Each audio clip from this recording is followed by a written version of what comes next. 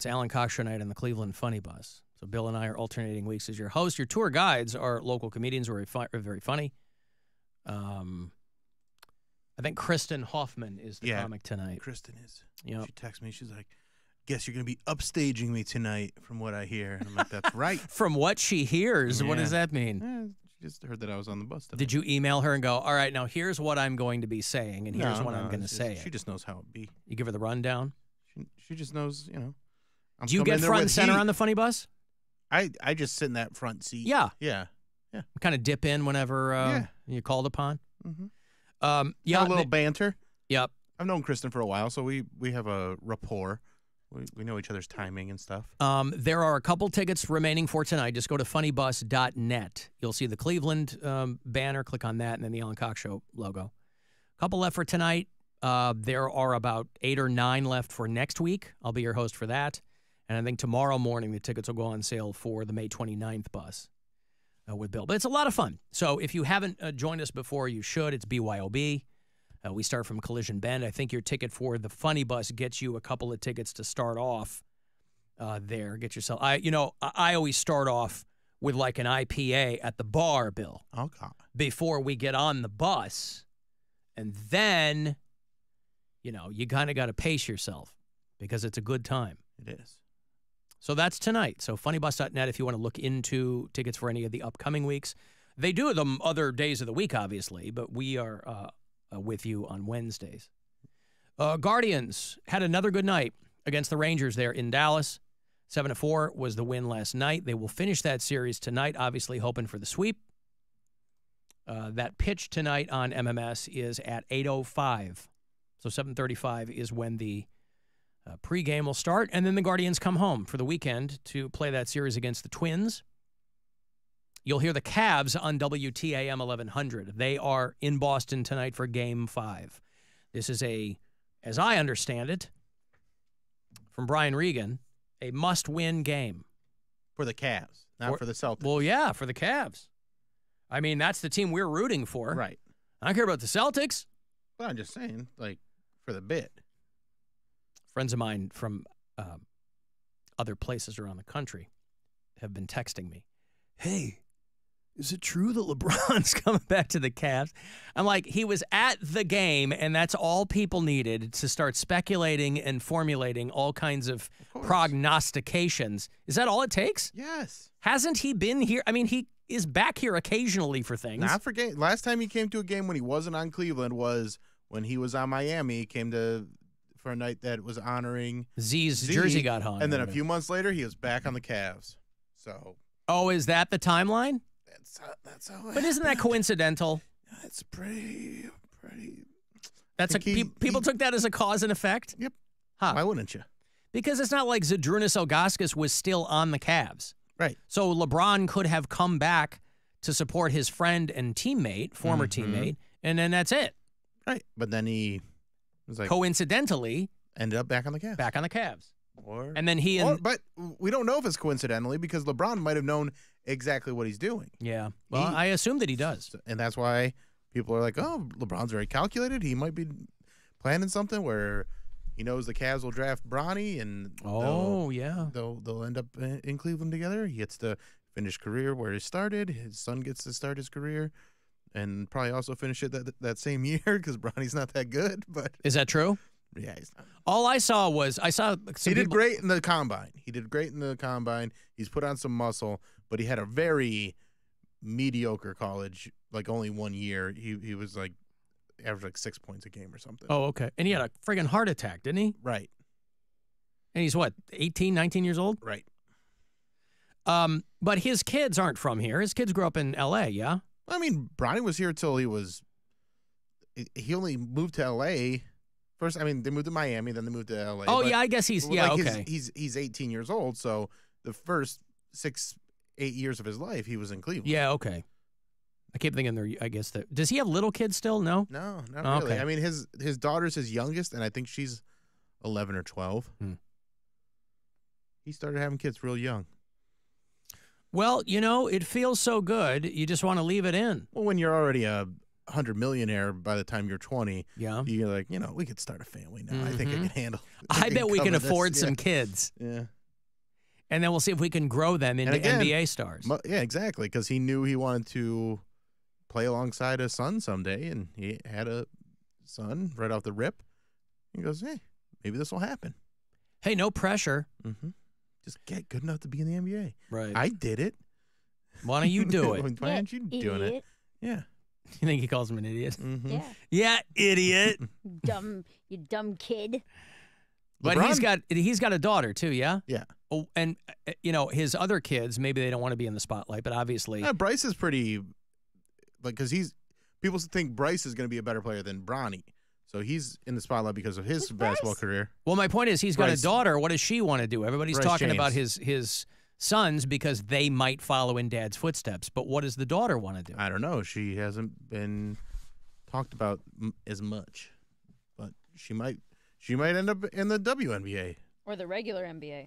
Oh, You never know. yeah. What'd you spill on yourself? Water. You spill water on yourself? Guys, I'm a mess forever. Are you okay? What's the matter? You're spilling water. You're talking about your BLTs. What is that? That's a normal day, brother. Is it? That's just who I am. I don't know. Come on now. That's why it's hard your to tell. old potatoes and your old meat. Well, that's why it's hard to tell, because some days you'll be like, and there's something going on, and other days you'll be like, it's a normal day. So every day is a winding road. Every day is a winding road. Yeah, pretty much. No, today's a long day. Today's gonna be a long day. I've got 2 shows tonight, but they're at 7 and 11. Wow. Same Yeah. place? No. Oh. No, not the same place. She's hanging at the bar for like 3.5 hours. Well, I mean, I'm going to come back here because the ones on the Upper West Side and the ones on the Lower East Side, which, if you could imagine, opposite sides. Kips Bay? No, south of Kips Bay. All right. But I am going to Look out have for them like haymakers. 2.5 hours in between shows. I saw in your story you were watching Katt Williams' special. What'd you think? It was not very good, which is a bummer. I haven't watched it yet. Really like Katt Williams. I haven't watched it yet, but I saw people because it was live on Netflix when they first aired it, and I saw people posting about watching it who were fans, and they were like, "This is not good." There's just not any jokes. That's like kind of how I felt. Real Like jokes. when he finally said something funny, you're like, "Oh, are we going now?" And then he wasn't. And then he just go back to like walking around the stage. I mean, he got his steps in. That's for sure. He always does. But yeah, no, it wasn't very joke heavy. It was not tight. But I don't get this. I don't get the sense that Katt Williams is a guy out there working material. He's not in the. He's in the club every night working out that material. I don't think anymore, but he That's was. what I mean. Well, his first couple specials were like, they were tight. They were good. They were joke heavy. Bits, they were great. Right. I'm just saying now he's not a guy who's like grinding it out in the clubs.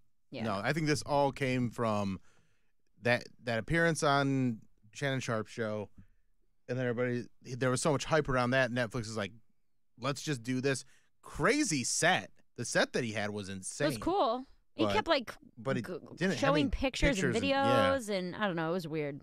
Yeah, I haven't seen it. It's like is Black Eugene Merman. I wonder what Netflix paid him. I don't know. A lot? I bet not as much as we might think. Probably $500,000. Because well, that's what I'm saying. Like other guys are getting like $3-4 million. I bet he. Well, and it's live, so it's probably more money to be live too. Mm-hmm. Yeah. $1 million maybe. Well, you take the money and run, because if Netflix goes, yeah, let's do this. Right. Who cares? I watched half of Nikki Glazer's special. I just started to get really, really tired, and I was like starting to fall asleep. But not a huge fan of her style of humor, her sense of humor, but about the exact opposite of Katt Williams when it was like joke, like packed with jokes. Like every 15 to 30 seconds, she's got another punchline, and she was killing. I didn't laugh out loud because it's not for me. I don't really like. I mean, she's dirty, and I don't really like dirty comedy. You don't like vagina humor. But it was. Well, you like Katt Williams. He's not dirty. His first joke in this special was. I didn't like the special. Yeah, well, I feel like he's. But his other ones are too. No, they're not. My favorite one is when he's in the green suit. I think it's Pimpin'. Yeah, he looks like a leprechaun. Yeah, he's not there. There's no like jokes about. He talks about like smoking weed, and I mean it's all very basic stuff, but it's not like Nikki Glaser is explicit in the things that she says. So while I am explicit, it's very well written, and I'm watching it appreciating like, damn, this is perfectly written. This is super tight. This is a structurally amazing comedy special. Yeah. It is not for me. I did not laugh out loud a single time because I'm like, this is just not the type of humor I enjoy. But she's a very, very strong writer. Very good. Yeah, definitely. I got money here. It's $1,000 as promised. About 30 past every hour, you get one of these keywords from the Buzzard Bookie. So I hope you win. Good luck. This is your chance to bet with the Buzzard Bookie and win $1,000 now. Enter this nationwide keyword at WMMS.com. Fun. That's fun. Enter it now at WMMS.com. Hey, Alan, I was just wondering, you know that bookie thing you got going on? Well, how do you get notified if you win? Is it email, phone? I would love the information on it. Love the show. Hate the show. And keep doing what you're doing. Listen every day. Thank you, pal. I thought he was at half speed at first. I thought so too. You know. Hey, Alan, I was just wondering. It does sound like you slowed him down. You'll get a call if you are the winner of the $1,000. You will get a call.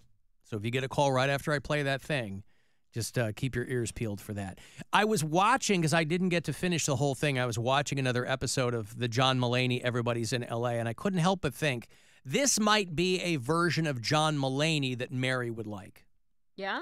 Yeah, because it's not like, and so then I said, you know, right. Your complaints with his style of stand-up, I do understand, even though I think he's a great writer and he's very organically funny, whatever. But he's so much more laid back on this show, because there are so many plates to spin. Yeah.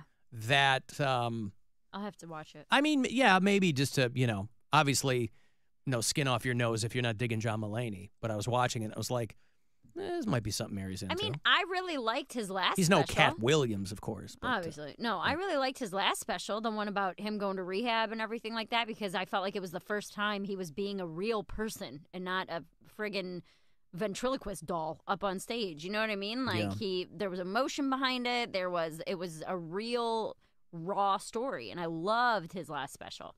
And again, great joke writer. I'm not knocking him at all for that. He's fantastic. And again, very tight, very punchy. Just don't like it. I just don't like it. I loved on the Letterman thing when he tells the story. Well, it's in one of his specials where he talks about they're all excited to go to McDonald's when he's a kid. Yeah. And his dad pulls up, orders one black coffee while they're all cheering for McDonald's, and then drives off. And they brought that up with Mulaney's dad and David Letterman, and it was just then that Mulaney's dad goes, "Yeah, that was pretty funny." Like he just like, his dad was so laid back. Oh, it's so funny. So though. deadpan. Yeah. And not even trying. Yeah. It's just who he is. Mm-hmm.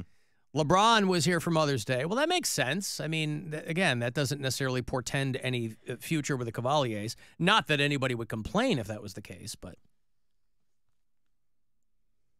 Ellen, my wife works at the Red Lobster in Canton. Some of the stores are closing down, and they're selling everything, including the tanks that were full of lobsters that were left. I saw that.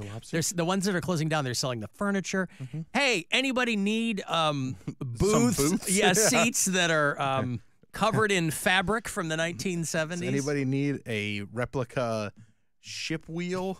Like, yes. What do they call that? Yeah. It's the wheel, isn't it? The steering wheel on a ship? Yeah. Take the wheel. Like an old-timey... bow? Yeah. The bow, I think, is the front. That's part of the bow, ship, the stern. Yeah. Is it called a stern? Are you just naming nautical terms? I or? am. Yeah. And one of them's bound to be the wheel. Yeah. Right? The wheel on a ship. I don't know what that's called. Maybe it's just the wheel. Helm. Helm. The helm. What is the wheel on a ship called? A The helm. I just told you that. You don't I thought listen. you were still throwing out just random nautical terms. No, I don't know. I Googled it. All right. One wheel. Tiller or wheel. Googled it. Huh? I Googled it. I see. One wheel. All right. Here, take the helm. Who's Yeah. at the helm? Yeah. All right. Well, Yeah, that's sounds good. Right. Alan, what did you think about Bill Burr busting Bill Maher's balls? Did you listen to that? No, I haven't seen that yet, but I will It in the is- break. I love Bill Maher. I mean, I love Bill Maher, but he can be very smug smarmy. and condescending and the whole bit, but that's baked into the cake. And Bill Burr is just himself all the time. And it was very back and forth. It wasn't contentious, but it was so. Bill Maher has a podcast, and he had Bill Burr. I mean, it's very rare because, Bill Maher controls his empire, and so he does his thing. And it's very rare that he'll be in a situation where somebody is just going at him and calling him out for. Now, I couldn't And help. Bill Burr's one of the best at doing that. But I also couldn't kind of help but feel triggered, too, because when Bill Burr's going in on Bill Maher for, like, the words he's using and things like that, and Maher's like, what do you want from me? Like, I know words. What, I felt a little triggered at that, too. But it was really funny. I'm a bigger fan, to Mary's point about, stand-ups and seeing them in different situations. I'm a much bigger fan of Bill Burr in conversation than his stand-up. I know the guy does like arenas and stadiums and stuff, and there's no doubt that the guy is, he's like a perfect, well-written kind of everyman guy. It's just who he is. There's no pretense, anything like that. But him in kind of normal conversations with people, to me, is much more, is much funnier to me than like 45 minutes of his stand-up. I think he's great in both. Yeah. Okay, I have to take a break here. If you've been hitting me up for those Cold Chamber tickets, yes, I will have those after this break. Cold Chamber has announced this tour in the